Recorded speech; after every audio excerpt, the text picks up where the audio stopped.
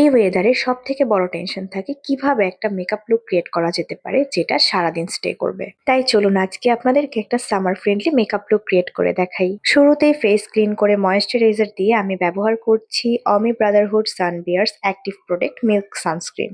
Light weight ও sweat resistant এই সানস্ক্রিনটি স্ট্রং প্রোটেকশন দেওয়ার পাশাপাশি মেকআপ বেস হিসেবেও দারুণ কাজ করে। আমি মুখের পাশাপাশি গলাতেও এটা যথেষ্ট পরিমাণে অ্যাপ্লাই করে নেই। এরপর সামান্য পরিমাণ ফাউন্ডেশন অ্যাপ্লাই করে সেটা সেট করার জন্য আমি একদমই অল্প পরিমাণ পাউডার ব্যবহার করি। এরপর আমি আমার আইব্রোটা সেট করে ব্লাশ ও মাস্কারা অ্যাপ্লাই করে আমার বাকি লুকটা কমপ্লিট করি এবং ফাইনালি আমি আমার পছন্দের একটা লিপ কম্বো ক্রিয়েট করে নেই।